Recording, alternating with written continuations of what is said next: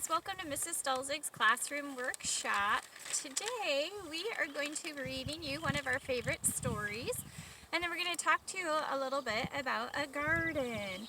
Our story today is called Tops and Bottoms by Janet Stevens. Tops and Bottoms.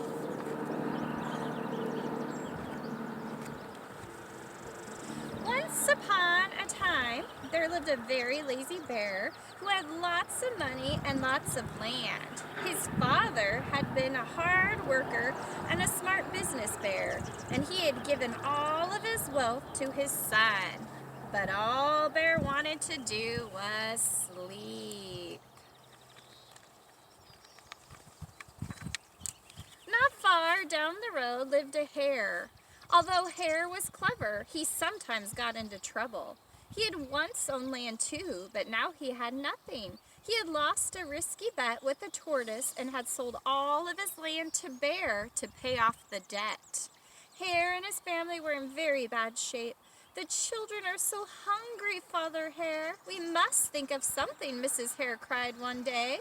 So Hare and Mrs. Hare put their heads together and cooked up a plan. The next day, Hare hopped down the road to Bear's house. Bear, of course, was asleep. "Hello, Bear, wake up. It's your neighbor Hare, and I have an idea." Bear opened one eye and grunted.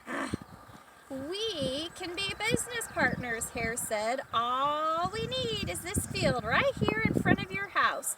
I'll do the hard work of planting and harvesting, and we can split the profit right down the middle. Yes, sir, Bear, we're in this together. I'll work and you sleep." "Oh," said Bear. "So what will it be?" Bear asked Hare. The top half or the bottom half? It's up to you. Tops or bottoms?"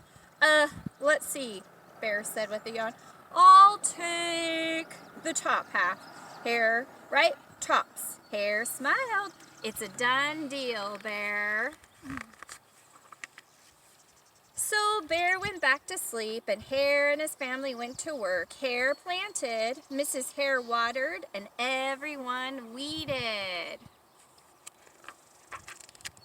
Bear slept as the crops grew. When it was time for the harvest, Hare called out, "Wake up, Bear! You get the tops and I get the bottoms." What do you think? Hare and his family dug up the carrots, the radishes, and the beets. Hare plucked off all the tops, tossed them into a pile for Bear, and put the bottoms aside for himself. Oh, clever. Bear stared at his pile. "But Hare, all the best parts are in your half." "You chose the tops, Hare said. "Now, Hare, you've tricked me.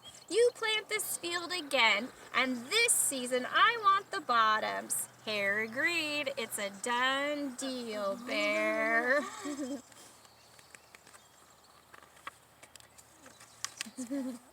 So Bear went back to sleep, and Hare and his family went to work. They planted, watered, and weeded.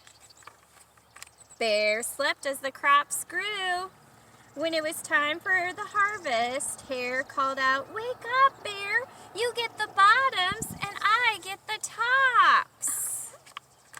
Hare and his family gathered up the lettuce, the broccoli, and the celery. Hare pulled off the bottoms for Bear and put the tops in his own pile. Oh, poor Bear. Bear looked at his pile and scowled. "Hare, you have cheated me again." "But Bear," Hare said, "you wanted the bottoms this time."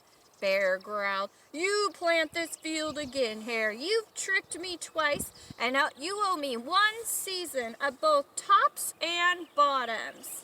"You're right," poor old Bear sighed Hare. "It's only fair that you get both tops and bottoms this time. It's a done deal, Bear." So Bear went back to sleep, and Hare and his family went to work. They planted, watered, and weeded, then watered and weeded some more. Bear slept as the crops grew. When it was time for the harvest, he called out, "Wake up, Bear! This time you get the tops and the bottoms." There in front of Bear's house lay a high field of corn. Hare and his family yanked up every corn stalk. Hare tugged off the roots at the bottom and the tassels at the top and put them in a pile for Bear. Then he carefully collected the ears of corn in the middle and placed them in his own pile. Bear rubbed his eyes and watched. "See, Bear, you get the tops and the bottoms. I get the middles. Yes, sir, Bear, it's a done deal." By now, Bear was wide awake. "That's it, Hare," he hollered. "From now on, I'll plant my own crops, and I'll take the tops, bottoms, and middles." Hare and his family scooped up the corn and hopped down the road toward home. Bear never again slept through a season of planting and harvesting. Hare bought back his land with the profit, the crops, and he and Mrs. Hare opened a vegetable stand. And although Hare and Bear learned to live happily as neighbors, they never became business partners again. The end. Well, it sure sounds to me that Hare was very clever, and Hare seemed to know the parts of the plant that you can eat. So if you remember from our talk, can you hold that down, Anna?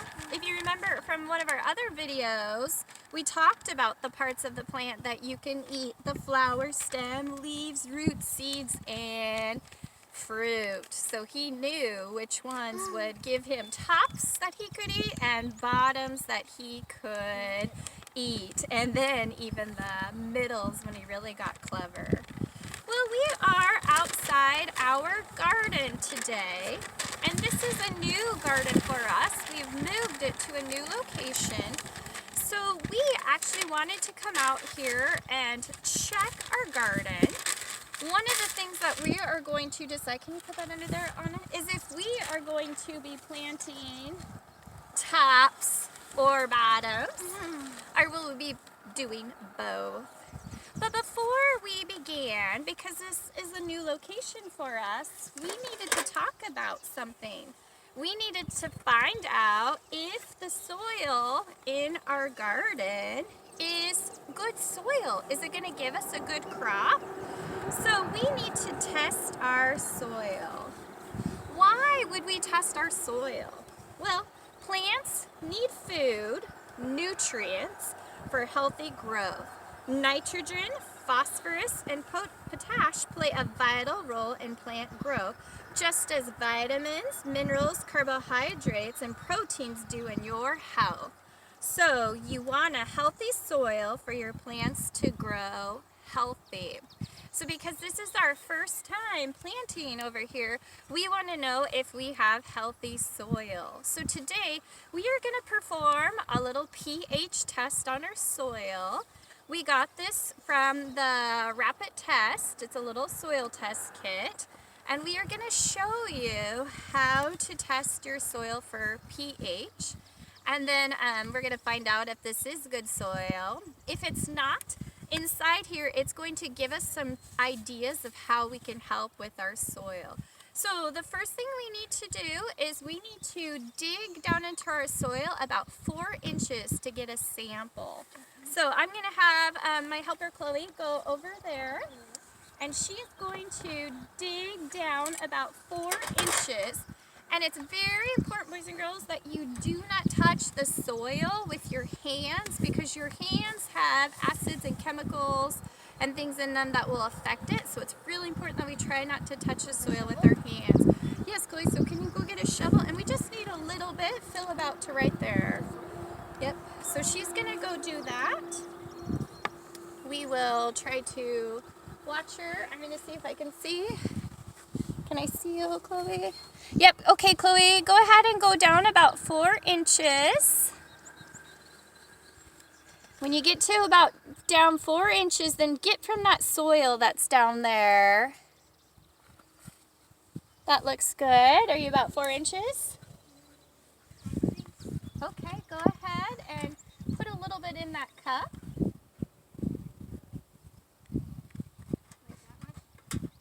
Perfect. And then she's going to come over here and Anna's going to help us. So what we're going to do now, because we're going to be very careful not to touch it, it comes with this little test, a pH test, a little container. Can you hold all these, Anna, for me? So what she's going to do is we're going to take a spoon, because we don't want to touch it with our fingers. There's a little line down here filled with soil. So we're just going to get right in there and we're going to try our best to get it in that hole. And it looks like we put a little bit too much. We don't need that much. So we're going to dump a little bit out. Ooh, a little more out. All right, does it look like it's about to that line? Yeah. So it's to that line. Next, what it tells us to do is to break open one of the capsules that they send with it and dump it in there. So I'm just going to cut off the top. We're going to pour it in there. Squeeze it all out. It's a white kind of substance. There we go. And now we're going to fill it to the water fill line. So Anna, will you pour water in there to about that dotted line for us?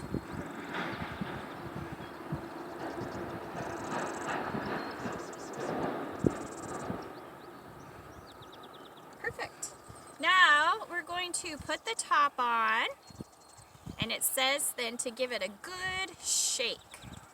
So we're going to put that top on and we're going to give it a good shake. You want to go ahead and give it a good shake?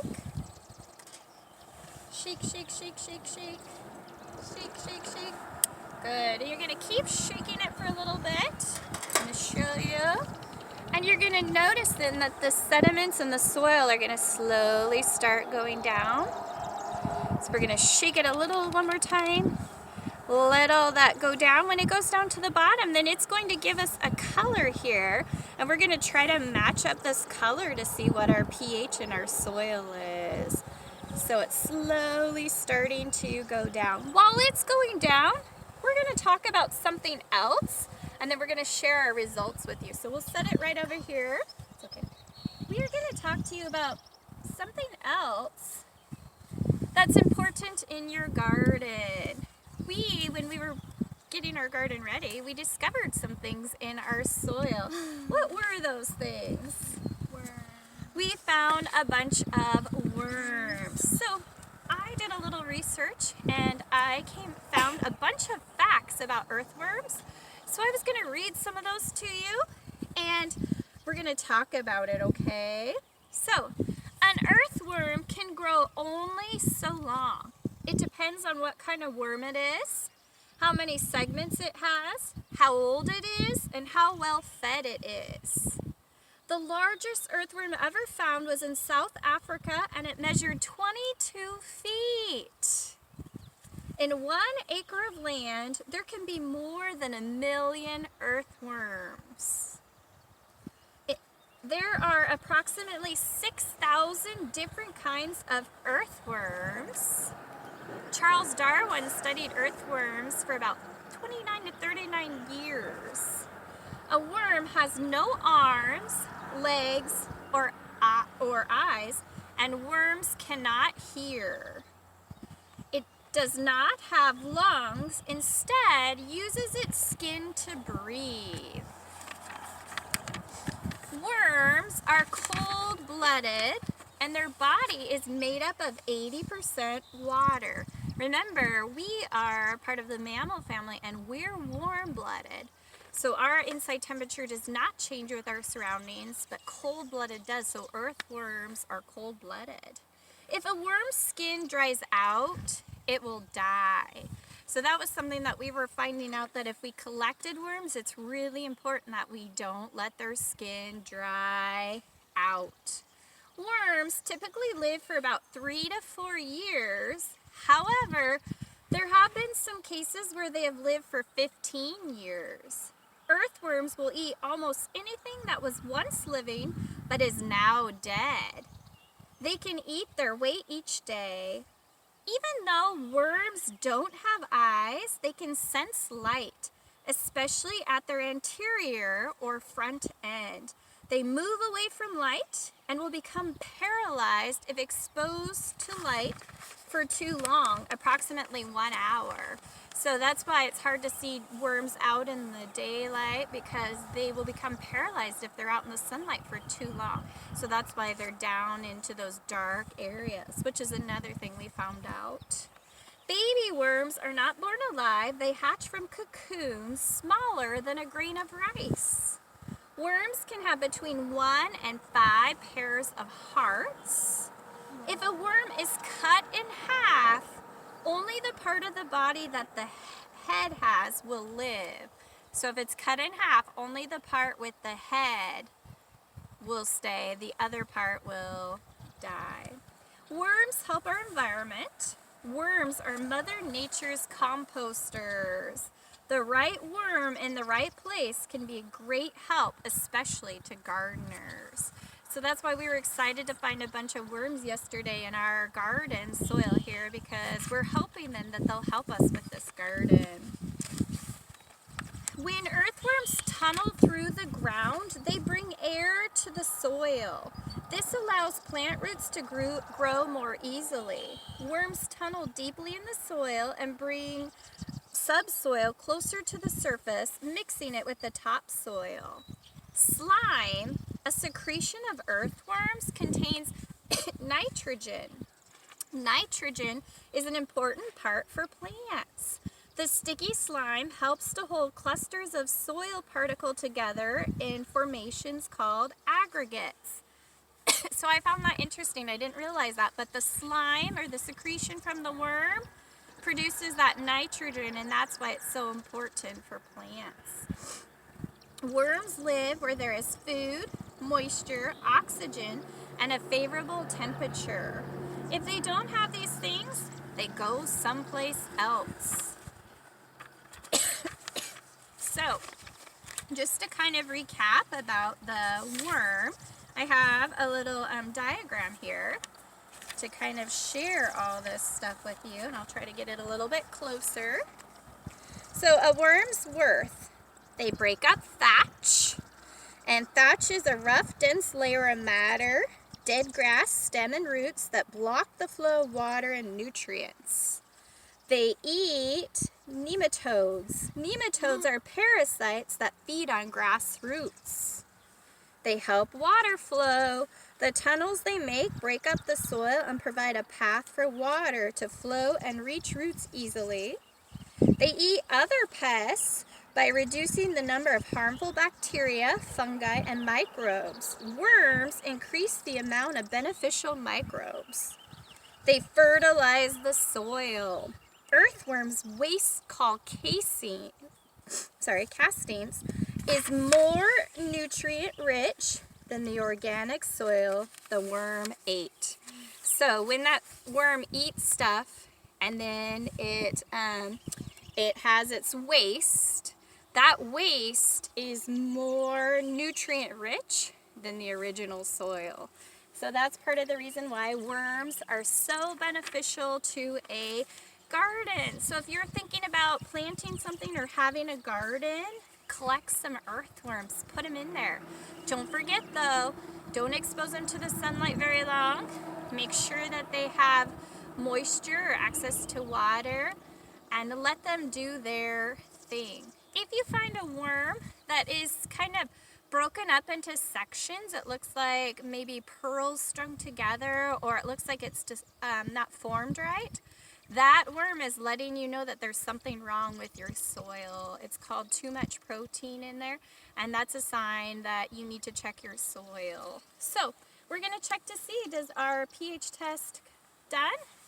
All right, so we are going to try to hold this up there, and if we compare it, it looks right between our slight acidic and neutral. So it looks like our garden is going to be good to go. So now we're just going to decide what parts of plants are we going to grow, the tops or the bottoms or the middle. And we will come back and show you some of the things we planted on another video. So we hope you enjoyed this. We hope you get a chance to go out and test your pH. And we hope you find some worms to help with your garden. All right, everybody. Thanks. Bye.